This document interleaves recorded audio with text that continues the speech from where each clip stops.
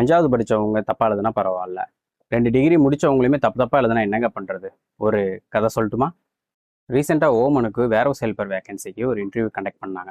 160 candidates வந்திருந்தாங்க. அதில் வெறும் 32 பேர் மட்டும் தான் செலெக்ஷனே ஆனாங்க.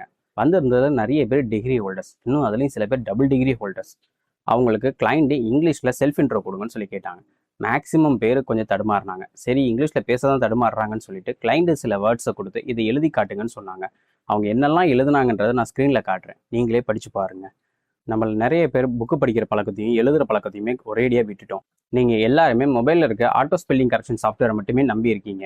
அப்படி இருந்தீங்கன்னா உங்களுக்கு வேலை கிடைக்காது, அந்த மொபைலுக்கு தான் வேலை கிடைக்கும். வெளிநாட்டு வேலைக்கு ஸ்கில் ரொம்ப அவசியம். அதுலேயும் இங்கிலீஷ் கம்யூனிகேஷன் ஸ்கில் ரொம்ப ரொம்ப அவசியம். நீங்கள் அதை ப்ரிப்பேர் பண்ணி அதை இம்ப்ரூவ் பண்ண பாருங்கள். முழுக்க முழுக்க எல்லா விஷயத்துக்கும் மொபைலே நம்பி இருக்காதீங்க. இந்த மாதிரி வெளிநாட்டு வேலை சம்மந்தப்பட்ட தகவல்கள், முக்கியமான நிகழ்வுகள், இன்டர்வியூவில் நடந்த சுவாரஸ்யமான விஷயங்களை பற்றி தெரிஞ்சுக்கணும்னா மறக்காமல் நம்ம சேனலை ஃபாலோ பண்ணிக்கோங்க.